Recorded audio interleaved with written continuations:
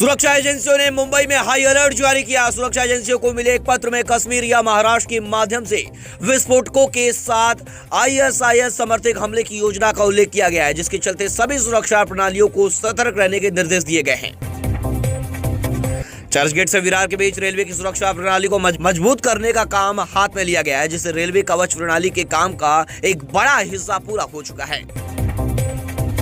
अवैध ड्राइविंग लाइसेंसों की होगी जांच। आरटीओ राज्य में गलत तरीके से निकाले गए लाइसेंसों की तलाश करेगा।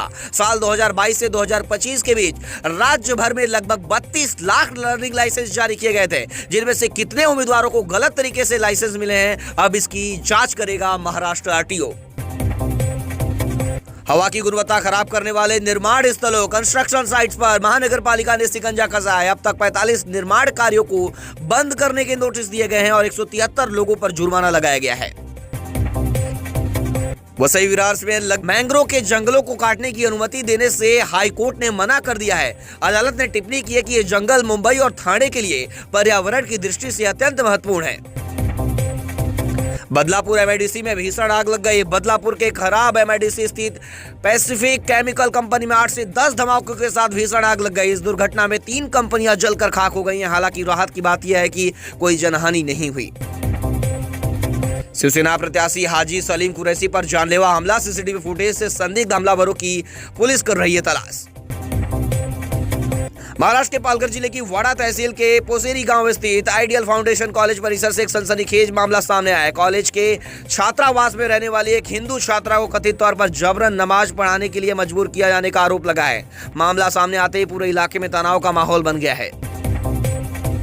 उद्धव ठाकरे ने साफ शब्दों में कहा है कि मैं पीछे हटने वाला नहीं हूं। यह लड़ाई मराठी मानुष के अस्तित्व की लड़ाई है। मैं और राज दोनों भाई साथ आए हैं।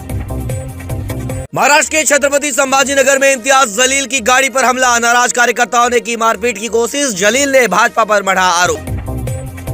संजय सिरसाट का इम्तियाज जलील पर पलटवार, बताया नंबर 1 का झूठा। पैसे लेकर टिकट बेचने और कार्यकर्ताओं को बर्बाद करने का लगाया बड़ा आरोप। एमआईएम और कांग्रेस के साथ गठबंधन पर भड़के देवेंद्र फडणवीस, कार्रवाई के दिया आदेश। आकोटा और अमरनाथ में भाजपा नेताओं से युति को लेकर मांगा गया स्पष्टीकरण। महाराष्ट्र के लातूर में फडणवीस का डैमेज कंट्रोल। विलासराव देशमुख के योगदान को सराहा। कहा महाराष्ट्र के विकास में देशमुख का रहा है बड़ा हाथ। चौहान ने मांगी माफी। संदीप देशपांडे छोड़ सकते हैं मनसे का साथ। राज ठाकरे बनाने में जुटे। सीट बंटवारे की चर्चा से दूर रखे जाने पर देशपांडे ने जताई अपनी नाराजगी। भाजपा नेता चंद्रशेखर बावनकुले ने हर्षवर्धन सबकाल को दी चेतावनी। कहा मर्यादा में रहे। फडणवीस के खिलाफ फिर बोले तो कार्यकर्ता अपनी जगह दिखा देंगे। एकनाथ शिंदे का अकोला में सत्ताधारी बीजेपी पर सीधा प्रहार। जनता को पानी के लिए तरसाने वालों को सत्ता से बाहर करने का किया आह्वान। उल्लासनगर में गुंडागर्दी के खिलाफ मुख्यमंत्री फडणवीस की सख्त हुंकार। कहा जो गुंडागर्दी करेगा उसे देवा भाऊ खुद देंगे कड़ा और करारा जवाब।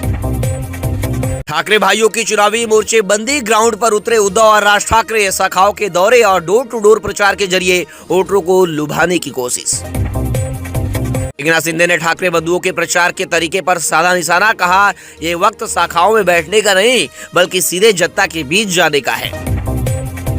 में महायुति के लिए मुख्यमंत्री एकनाथ शिंदे का विशाल रोड शो। चुनावी रण में ताकत दिखाने के लिए समर्थकों की भारी भीड़ के साथ मैदान में उतरे। आकोट में भाजपा एमआईएम गठबंधन तोड़ने का इम्तियाज जलील ने दिया आदेश। स्थानीय नेताओं से रिपोर्ट तलब। फडणवीस की नाराजगी के बाद गठबंधन पर संकट।